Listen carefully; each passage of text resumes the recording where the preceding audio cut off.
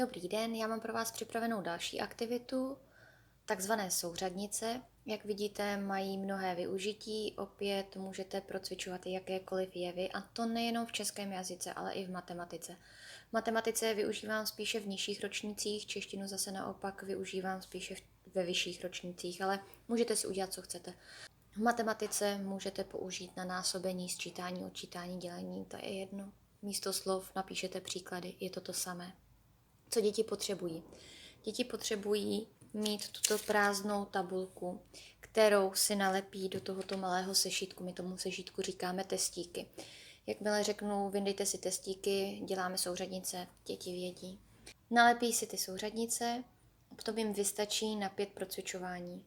Jakmile mají plnou tu souřadnici, tak dostanou další. Těch souřadnic mám spoustu, vejde se mi jich snad 6 na jednu A4, teď si nejsem jistá. Takže nalepí si souřadnice a můžeme procvičovat. Záleží na tom, co bude děti procvičovat. Tady třeba máme schodu podmětu s přísudkem, takže si můžeme vzít schodu podmětu s přísudkem a můžeme začít. Každé z dětí dostane jednu tuto kartu. Je lepší, když má každé z dětí před sebou tu svoji kartu. Pokud by mělo do dvojic, tak je to jde, ale lepší je, když mají před sebou jednu kartu. Mají tu prázdnou tabulku. Doporučuji vám, abyste vy jako učitelé také měli jednu svoji připravenou kartičku. Jak vidíte, já už tady mám kartičku, která je vyplněná úplně stejně, jako mají děti. Tyto souřadnice jsem diktovala minule. Teď, když bych měla diktovat další nové souřadnice, tak si vezmu třeba tu schodu podmětu s přísudkem a můžu začít diktovat. Takže třeba budu diktovat hned první A1. Děti si najdou A1, vidí, že to je děti jásaly a také do stejné souřadnice A1 napíší správné i. Potom řeknu další souřadnici, například babička 3, motýly létaly, B3, my říkáme babička 3, protože se to dost plete z D3, takže babička a dědeček, B3, babička 3, motýly létaly, napíšu měkké i a jedeme dál.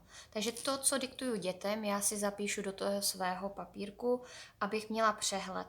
Také vidíte, že si to zapisuju jinou barvou, abych viděla, jaký set právě dělám.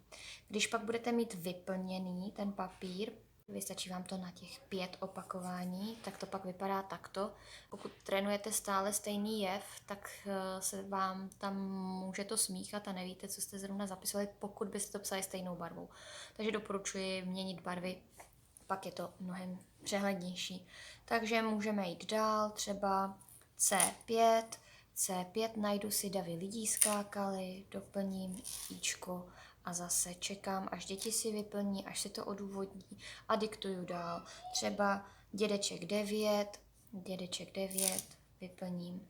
Takovýmhle způsobem nadiktuju 10 souřadnic. Děti si zapisují do svých testíků, já si zapisuju do svého lístečku. Když máme hotových těch 10 souřadnic, můžu je klidně dopsat, aby to bylo tady jasné. Děti si je píšou sem, vidíte, tak třeba já nevím. E4 hodinky se zastavily, potom můžu dát A7, loupežníci loupili, potom můžu dát babička 10, byly tam jen holky. 1, 2, 3, 4, 5, 6, 7, takže ještě 3, tak třeba E8, umili jsme to, E1 ještě dáme, mazlili a poslední 2, 4, 6, 8, 9, ano a poslední dáme třeba C2, ne to máme C3, murčat, stroje pracovaly. Tak, mám vyplněno, děti si to ve dvojici vymění a kontrolují vzájemně. Společně si to odůvodňujeme, vyvolám souřadnici, tentokrát jedu po pořadě, takže první souřadnice A1, děti odůvodní, někdo si najde zase A1 souřadnici a odůvodní, proč je tam tvrdé i. Potom vyvolám dalšího, E1, mazlíčci se mazlili, zase odůvodníme, proč je tam měkké i. Pokud to děti mají správně, vybarvují si políčko. Pokud tam mají chybu, proškrtnu. Já doporučuji dětem vybarvovat jednou pastelkou, jednou barvou ten jeden jev, ale oni už si to pak dělají, jak chtějí, to je celkem jejich věc. Pokud je to vybarvené jednou barvou, stejně jako já si zapisuju ty jevy s jednou barvou, tak je pak vidět, kolikrát třeba v tom jednom opakování chybovali. Děti zapíšou hodnocení, píšou si ho sami, napíšeme datum, na co byly ty souřadnice, kolik měly chyb a pak známku. Někdy se stane, že to ičko nebo ten procvičovaný jev napíšou do jiné souřadnice. Například, že třeba tady A4 napíšou do A5. Fajn, dobré. Tak já dám novou tabulku, jo. Vidíme. Děti mají napsat třeba A4, rodiče se zlobili a místo A4 to měkké i dají do A5. Kontrolujeme a děti se ptají, ale on to nemá v A4, on to má v A5. Nic se neděje, nepočítám to za chybu a jenom udělají takovouto šipku a znamená to, že to patří do A4.